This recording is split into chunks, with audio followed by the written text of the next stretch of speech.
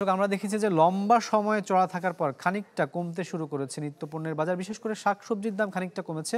এছাড়াও স্থিতিশীল রয়েছে মাছ এবং মাংসের যে বাজারটি সেটি। তবে ত্রুটিপূর্ণ যে সরবরাহ ব্যবস্থাপনা সেটির কারণে কিন্তু বরাবরের মতোই ক্ষতিগ্রস্ত হচ্ছেন কৃষক।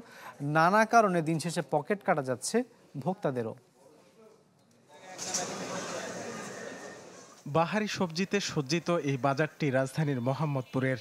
আপাত দৃষ্টিতে এখানে সংকট বা সমস্যার কোনো আভাস না মিললেও রয়েছে দামের অস্থিরতা, যার কারণ হিসেবে উঠে এলো নানামুখী সংকট আর ঘাটতির গল্প।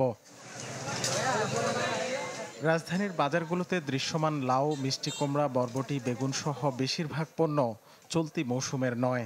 ফলে এসব সবজির সরবরাহ কম, দামও চড়া। আমদানি করা কাঁচামরিচ, টমেটো, গাজরের দরও নাগালের বাইরে। বিপরীতে আলু, পেঁয়াজ কিংবা আদা রসুনের দাম কম, অথচ এসব পণ্য অসময়ের কিংবা বিদেশ থেকে আসা। মোটামুটি সহনীয়, কিন্তু যে একেবারে যে মধ্যবিত্ত মানুষ যে ভালোভাবে চলবে এইটা নাই। আগে মনে করেন 1 কেজি পেঁয়াজ, এই সময় পেঁয়াজ 150 টাকা 60 টাকা কেজি, এখন পেঁয়াজ 70 টাকা 75 টাকা কেজি, আলু 20 টাকা 25 টাকা কেজি, এই সময় আলু আসলে 60 টাকা কেজি। সম্পূর্ণ ডিপেন্ড করে যে মনিটরিং ব্যবস্থা যত উন্নয়ন হবে, যত উন্নত হবে, যত বেশি মনিটরিং বেশি হবে, তত প্রোডাক্টের দাম একটা সহনশীল পর্যায়ে থাকবে। মুদি পণ্যের বড় একটা অংশের চাহিদা মেটাতে হয় আমদানি করে, যেখানে সরাসরি প্রভাব ফেলছে ডলারের দর, উচ্চ শুল্ক ও বন্দরের মাশুল। তবুও বছর ব্যবধানে চিনির দাম কেজিতে কমেছে অন্তত 30 টাকা।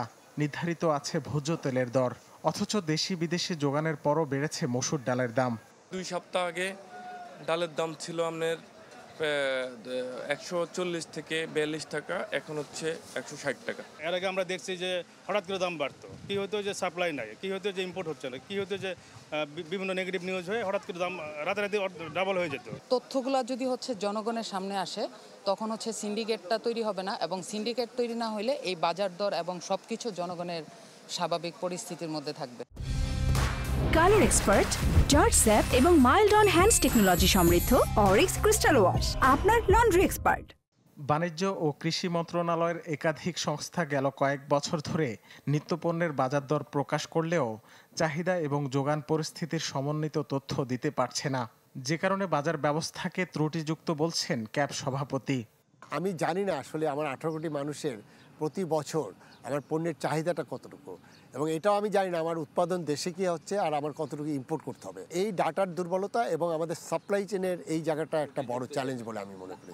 বর্তমানে একরকম অপরিকল্পিতভাবেই চলছে উৎপাদন ও সরবরাহ কার্যক্রম, ফলে পালাক্রমে ক্ষতিগ্রস্ত হচ্ছেন কৃষক এবং ভোক্তা, আর সুবিধা নিচ্ছে অসাধু মধ্যস্বত্বভোগী। রাকিব হোসেন, চ্যানেল 24, ঢাকা।